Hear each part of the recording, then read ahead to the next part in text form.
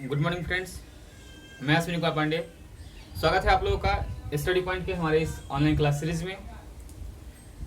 आज की क्लास में हम आप लोगों के लिए क्लास 11th का जो फिजिक्स है, यानी 11वीं का जो फिजिक्स है, इसका जो हमारा बेसिक चैप्टर है, चैप्टर 1 है मात्रक और बीमा, उसके ऊपर कुछ वीडियो लेके आए हैं। ठीक है, तो आज का जो हमारा टॉपिक है, जो हमें आज पढ़ना है, वो है मात्रक और बीमा।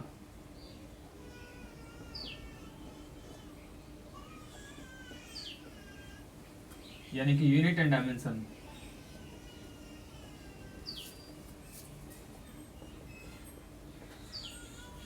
ये हमारा क्लास 11th का पहला चैप्टर है फिजिक्स का। और साथ ही साथ ध्यान ये भी देना है कि ये जो चैप्टर है फिजिक्स का क्लास 11th का, इससे क्वेश्चन सिर्फ 11th में नहीं पूछे जाते हैं। इसके अलावा जितने भी कॉम्पिटिटिव एग्जाम होते हैं, जैसे कि रेलवे, बैंक, एसएससी, जो भी एग्जाम होता है, उसमें इससे ढेरों क्वेश्चन आते हैं। तो बहुत बहुत ज़्यादा क्वेश्चन इस चैप्टर से पूछा जाता है। तो आज हम बात करेंगे मात्रक और बीमा के बारे में।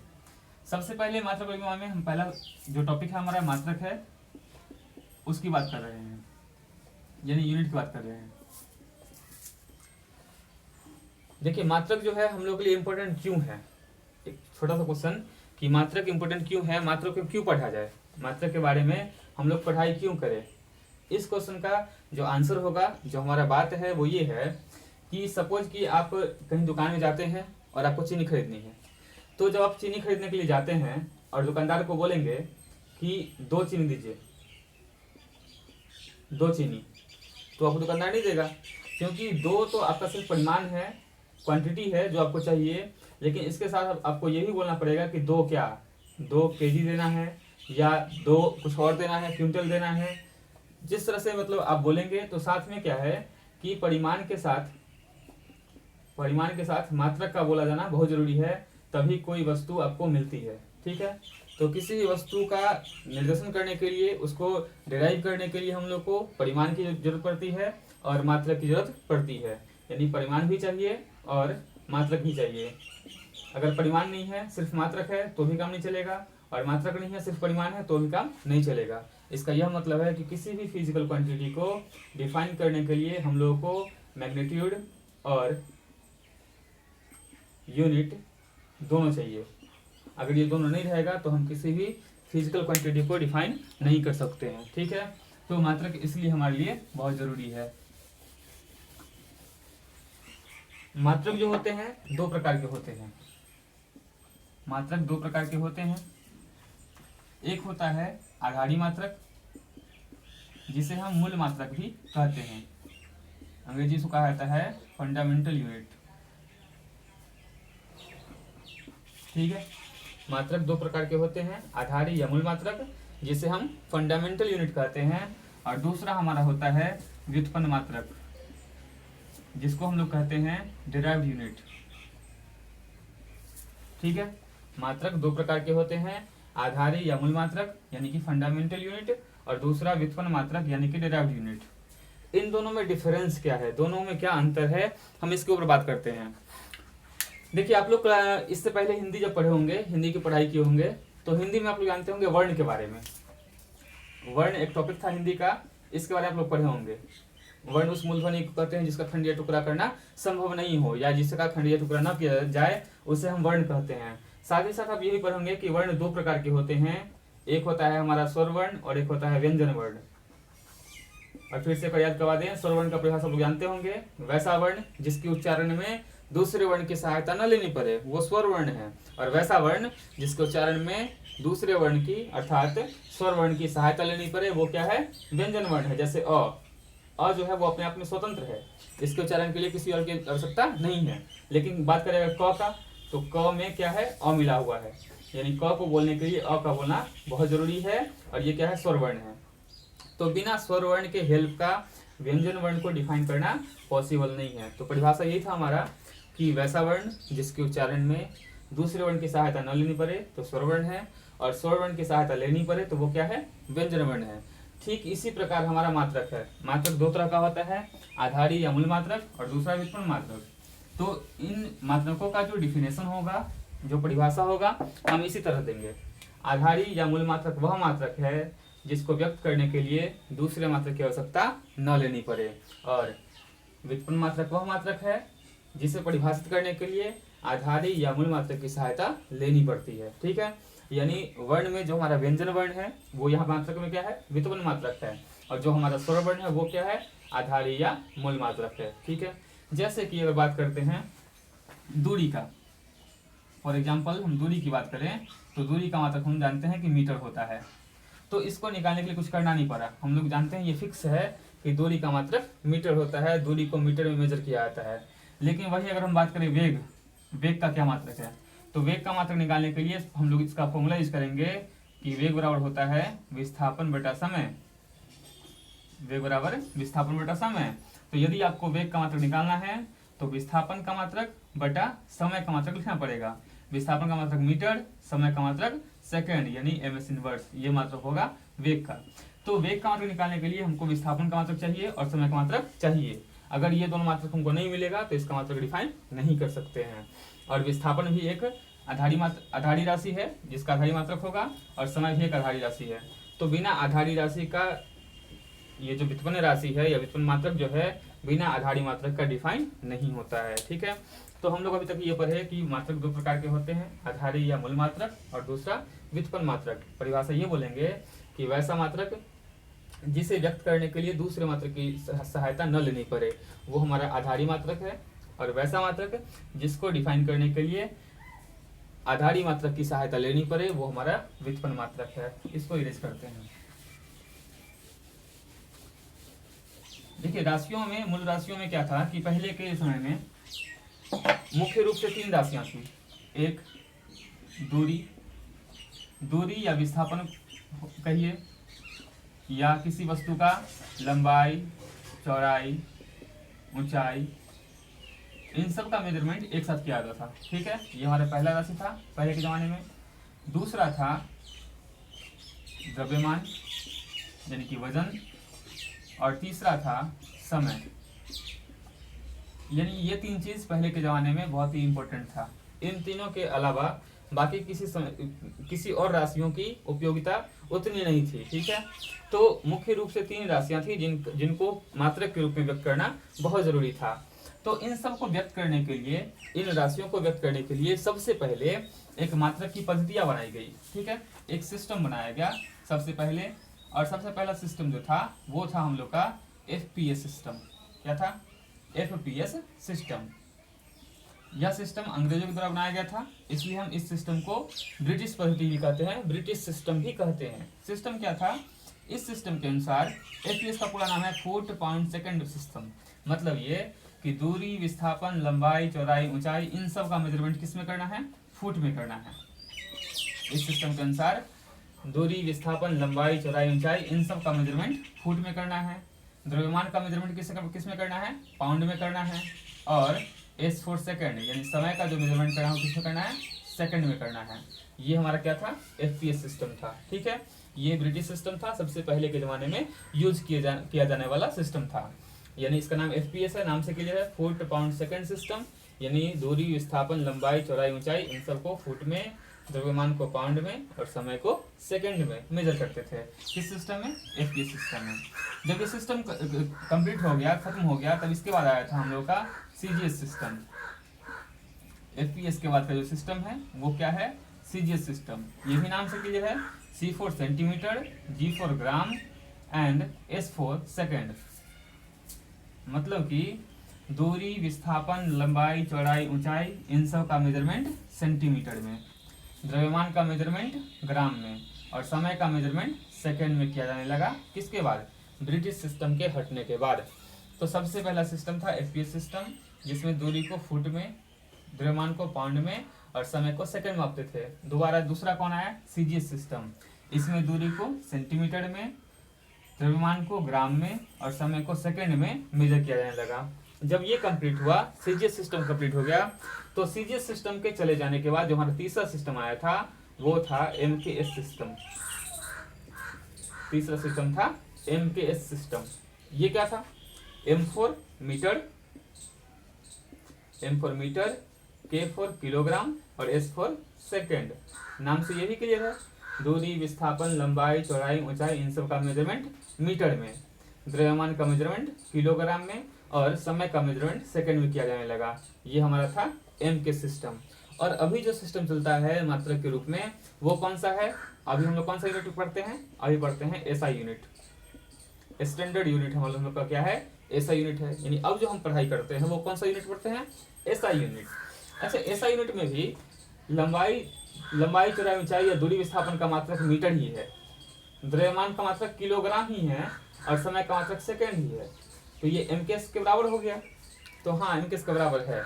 यानी एसआई यूनिट जो है वो एमकेएस यूनिट ही है। लेकिन एक्स्ट्रा बात क्या है कि जो हमारा फंडामेंटल सिस्टम था या जो हमारा फंडामेंटल क्वांटिटी था, जो हमारा मूल राशियों की संख्या थी, तीन ही थी ना, दूरी, विस्थापन, लंबाई, चौड़ाई, ऊंचाई, द्रव्यमान और समय। अब क्या किया गया कि समय के अनुसार एसआई यूनिट में 4 और एक्स्ट्रा मूल राशियों को जोड़ दिया गया। ठीक है, 4 और मूल राशियों को जोड़ दिया गया। 3 तो पहले से होता आ रहा था और 4 और ऐड कर दिया गया, और कुल कितने हो गए? 7। और अभी के समय में एसआई पद्धति में मूल राशियों की कुल संख्या कितनी है? 7 है। अब जो सिस्टम हम लोग पढ़ते हैं उसमें इसको चेंज नहीं किया गया, एमकेएस को में कोई चेंज नहीं लाया गया। किया क्या गया कि मूल राशियों की संख्या को बदलकर 3 से 7 कर दिया गया, 4 चेंज कर दिया गया। और चेंज करने के बाद फंडामेंटल क्वांटिटीज का जो एक टेबल बन जाता है, यानी 7 राशियों का जो एक सीरीज बनता है, वो क्या क्या है वो अभी हम लिखते हैं।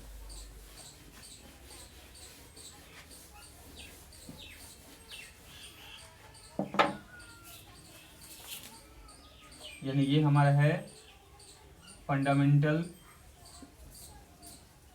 क्वांटिटीज, यानी कि मूल राशियां और उसके units according to SI unit.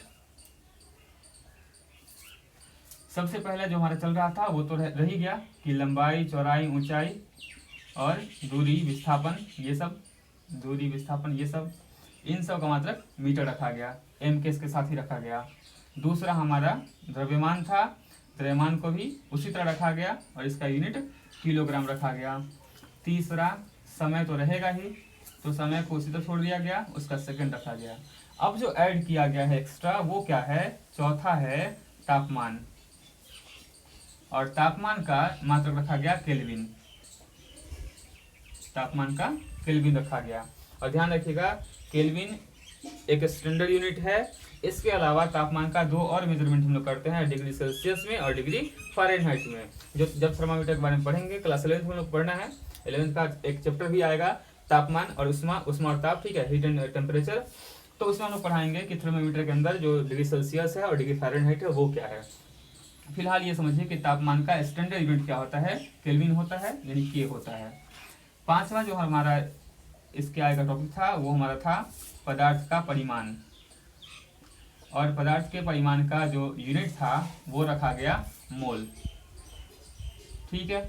6ठा था हमारा विद्युत धारा, यानी इलेक्ट्रिक करंट, और इलेक्ट्रिक करंट का यूनिट जानते होंगे आप लोग, इसका यूनिट रखा गया एम्पियर। और लास्ट 7वां जो था वो था ज्योति तीव्रता, ज्योति तीव्रता, जिसका मात्रक क्या होता है? कैंडेला होता है। ठीक है। तो इस प्रकार से मूल राशियों की संख्या 3 से बढ़कर कितनी हो गई? 7 हो गई, यानी 4 और मूल राशियां अधिक हो गई, ऐड हो गए, और इस सिस्टम का नाम क्या दिया गया? SI unit. ठीक है, स्टैंडर्ड यूनिट। तो ये था हमारा यूनिट के बारे में। अब हम बात करेंगे, ये तो हो गया फंडामेंटल यूनिट यानी कि आधारी राशि के बारे में। अब हम बात करने वाले हैं व्युत्पन्न राशियों के बारे में। ठीक है, यानी अब जो टॉपिक हमारा चल रहा है वो है व्युत्पन्न राशि।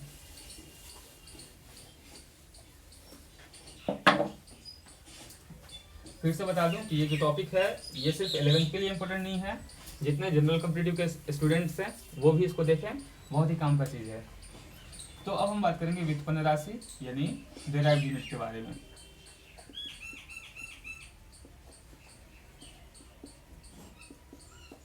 व्युत्पन्न राशि, देखिए इसमें क्या है कि आपको मात्रक निकालने के लिए फॉर्मूले का पता होना बहुत ज़रूरी है। जैसे कि हमारा पहला बेसिक फॉर्मूला है कि वेग बराबर होता है विस्थापन बटा समय, वेग बराबर विस्थापन बटा समय। अब आपसे कोई पूछेगा कि वेग का मात्रक क्या होगा, तो हम लोग वही काम करते हैं। अगर अपने को चाहिए वेग का मात्रक तो जो फॉर्मूला है उसी का उपयोग कर लेते हैं। तो वेग का मात्रक बराबर क्या हो जाएगा, विस्थापन का मात्रक बटा समय का मात्रक। तो विस्थापन का मात्रक होता है मीटर बटा समय का मात्रक होता है सेकेंड। अभी पावर एक नीचे है, ऊपर जाएगा तो -1 हो जाएगा, तो एमएस इनवर्स। ये किसका मात्रक हो गया, वेग का मात्रक।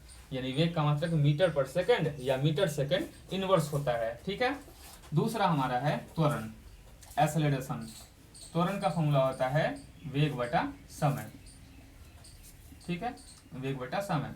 अगर आपको अब निकालना है त्वरण का मात्रक, तो फिर से वही काम, त्वरण का मात्रक निकालना है तो क्या करेंगे, वेग का मात्रक बटा समय का मात्रक। वेग का मात्रक कितना है, एमएस इनवर्स, और बटा समय का मात्रक क्या होता है, सेकेंड होता है। अभी नीचे एक है, ऊपर जाएगा तो -1, तो एमएस इनवर्स पहले से और नीचे से ऊपर आया तो इनवर्स एक और, कितना हो जाएगा, गुना पावर जुड़ता है तो कितना हो जाएगा, एमएस इनवर्स स्क्वायर। ये किसका मात्रक होगा, त्वरण का मात्रक होगा। तीसरा उसी तरह बढ़ते चले तो बल। बल का फॉर्मूला होता है द्रव्यमान गुने त्वरण, 9th में पढ़े होंगे। बल बराबर क्या होता है, द्रव्यमान गुने त्वरण, यानी force equal to mass into acceleration. ठीक है। तो अगर आप लोगों को बल का मात्रक निकालना है तो फिर से उसी तरह चलते हैं। यदि बल का मात्रक चाहिए यानी यूनिट ऑफ फोर्स चाहिए तो द्रव्यमान का मात्रक, द्रव्यमान को केजी में लिखते हैं, और त्वरण का मात्रक, त्वरण का भी निकाले है ना, कितना है, एमएस इनवर्स स्क्वायर। तो कितना हो जाएगा finally, kilogram metre second inverse square. ये किसका मात्रक होगा, तो बल का मात्रक। और ध्यान रखना है कि बल का जो ये मात्रक है थोड़ा बड़ा हो गया, इसलिए इसका एक और नाम दिया गया है न्यूटन। यानी बल का दो मात्रक होता है, एक KG metre second inverse square और एक न्यूटन। अब यहाँ से ये भी कह सकते हैं कि 1 न्यूटन बराबर होता है 1 KG metre second inverse square. इस तरह से भी एक इसको फॉर्मुलेट कर सकते हैं। ठीक है। तो ये हमारा था बल के बारे में। इससे आगे हम बात करते हैं बल के बाद कार्य के बारे में, यानी वर्क डन। कार्य बराबर होता है बल गुने विस्थापन। कार्य बराबर बल गुने विस्थापन। तो यदि अपने को निकालना है कार्य का मात्रक तो क्या करेंगे, कार्य का मात्रक निकालने के लिए पहले लिखेंगे बल का मात्रक। बल का हमारे पास दो मात्रक है, न्यूटन भी है और KG metre second inverse square भी है। तो हम दोनों से बारी बारी से निकालते हैं। पहले न्यूटन लेते हैं, तो अगर इसका न्यूटन ले लें तो न्यूटन, और गुने विस्थापन का मीटर, तो क्या हो जाएगा, न्यूटन मीटर। यानी कार्य का मात्रक आएगा न्यूटन मीटर। अच्छा, यदि हम बल का मात्रक न्यूटन ना लेकर यदि हम लेते हैं ये वाला, यानी कि kilogram metre second inverse square लेते हैं, तो गुने विस्थापन का मीटर, तो कितना हो जाएगा, केजी मीटर का पावर एक यहाँ और एक यहाँ, कितना हो जाएगा, 2 हो जाएगा, और एस इनवर्स स्क्वायर। यानी मात्रक कितना आया, KG metre square second inverse square, 2 मात्रक हो गया। और इसके अलावा कार्य का एक तीसरा मात्रक भी होता है जूल। कार्य का एक और मात्रक जूल होता है। तो यहाँ से हम अगर फॉर्मुलेट करते हैं तो क्या क्या लिखेंगे, लिखेंगे कि 1 जूल बराबर होता है 1 न्यूटन मीटर, और बराबर होता है 1 kilogram metre square second inverse square. इस तरह इसको हम फॉर्मुलेट कर सकते हैं। ये हमारा है कार्य के बारे में। अब जो हमारा अगला फॉर्मूला है वो है शक्ति, यानी कि पावर। शक्ति बराबर होता है कार्य बटा समय। शक्ति बराबर कार्य बटा समय। तो यदि आपको निकालना है शक्ति का मात्रक तो क्या करेंगे, फिर से वही काम, कार्य का मात्रक बटा समय का मात्रक। अब अपने पास कार्य का 3 मात्रक है, तो तीनों से काम करते हैं। पहले अगर हम कार्य का मात्रक जूल लिखते हैं तो जूल बटा समय का मात्रक सेकेंड, यानी कितना हो जाएगा, जूल सेकेंड इनवर्स। ठीक है। अच्छा, यदि हम कार्य का मात्रक जूल नहीं लेके न्यूटन मीटर लें तो क्या हो जाएगा, न्यूटन मीटर बटा सेकेंड, यानी क्या हो जाएगा, न्यूटन मीटर सेकेंड इनवर्स, ये भी हो जाएगा। अच्छा, यदि हम न्यूटन मीटर ना लेकर ये ले लें, KG metre square second inverse square और बटा में सेकेंड, तो ये 1 है, ऊपर जाएगा तो -1 और -2 पहले से है, तो कितना हो जाएगा, -3, यानी कि KG metre square second inverse cube, ये भी हो जाएगा। और इन तीनों के अलावा शक्ति का एक और मात्रक होता है वाट। शक्ति का एक और मात्रक वाट होता है। तो अब सबको अगर इक्वेट करते हैं तो क्या क्या हो जाएगा, अब हो जाएगा कि 1 वाट बराबर 1 क्या चीज, जूल सेकेंड इनवर्स बराबर 1 क्या चीज, न्यूटन मीटर सेकेंड इनवर्स बराबर 1, और क्या होगा, kilogram metre square second inverse cube. ये होता है शक्ति का मात्रक। ठीक है। तो इस तरह से यदि आपको कोई फॉर्मूला पता हो तो किसी भी फॉर्मूले का आसानी से आप मात्रक निकाल सकते हैं, इसमें कोई दिक्कत नहीं होगा। ठीक है। इस तरह बहुत सारे फॉर्मूले हैं जिनका आप मात्रक आसानी से निकाल सकते हैं। तो सबसे इम्पोर्टेंट क्या है कि आपको फॉर्मूला पता होना चाहिए। और आप देख भी रहे हैं कि वेग का निकालना है तो विस्थापन का चाहिए, हमको समय का चाहिए। तो ये सब राशि जो है दूसरे राशियों पर डिपेंड करता है, इसलिए कौन सा राशि है, व्युत्पन्न राशि है। ठीक है, इसको इरेज करते हैं।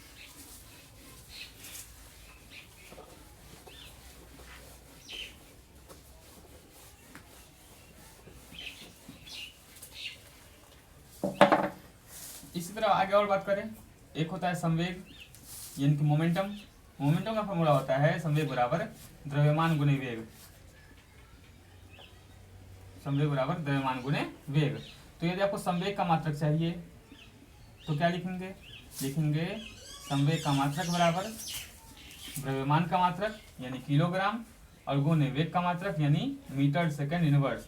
तो कितना हो जाएगा, किलोग्राम मीटर सेकंड इनवर्स। ये किसका मात्रक हो जाएगा, संवेग का मात्रक। तो किसी भी फॉर्मूले का मात्रक आप लोग आसानी से निकाल सकते हैं। ठीक है, इसमें इस पूरे चैप्टर के अंदर सबसे अच्छा काम और सबसे ज़्यादा इम्पोर्टेंट काम क्लास 11th के लिए जो है, या फिर जो जेईई मेन वगैरह की तैयारी कर रहे हैं उसके लिए सबसे इम्पोर्टेंट ये है कि जो सिस्टम ऑफ यूनिट था, जो सिस्टम्स ऑफ यूनिट थे, उन सिस्टमों का इंटरचेंज कैसे किया जाए। जैसे कि कोई जो आपको दिया हुआ है, जैसे दिया हुआ है बल के बारे में, ठीक है, तो बल का एसआई मात्रक न्यूटन है और सीजीएस मात्रक डाइन होता है। ठीक है, सीजीएस मात्रक डाइन होता है, तो न्यूटन को डाइन में कैसे कन्वर्ट किया जाए। ठीक है, ऐसे फॉर्मूला है कि 10⁵ से मल्टीप्लाई कर लीजिए, लेकिन ये जो कहा जाता है कि 10⁵ से मल्टीप्लाई कर लीजिए, हम उसमें क्यों करें मल्टीप्लाई, तो इसके बारे में पढ़ाई करना ज़्यादा जरूरी है। यानी इस चैप्टर का सबसे इम्पोर्टेंट टॉपिक क्या है कि सिस्टम्स ऑफ यूनिट का इंटरचेंज कैसे किया जाए। ठीक है, तो इंटरचेंज के बारे में हम अगले वीडियो में बात करेंगे। और इंटरचेंज जब हम पढ़ लेंगे उसके बाद पढ़ेंगे डायमेंशन के बारे में, और डायमेंशनल फॉर्मूला कैसे निकालते हैं, बीमीय सूत्र कैसे निकालते हैं, इसके बारे में। और अब जो हमारा वीडियो आएगा वो लगातार रहेगा, जो चैप्टर हम शुरू करेंगे उसको अच्छे से कंप्लीट कर लेंगे 2-3 वीडियोज में। ठीक है, तो 11th क्लास से हम शुरू किए हैं, 11th का ये पहला चैप्टर है, यूनिट और डायमेंशन। ठीक है, और एक और बात ये है कि लॉकडाउन 4 के बाद आप लोग का स्वागत है अनलॉक 1 में। लॉकडाउन 5 नहीं है, शुक्र है कि अनलॉक 1 चल रहा है। ठीक है, धन्यवाद। आशा करते हैं कि आप लोग अच्छे समझ में आया होगा, एंजॉय कर रहे होंगे इस फिजिक्स के क्लास को।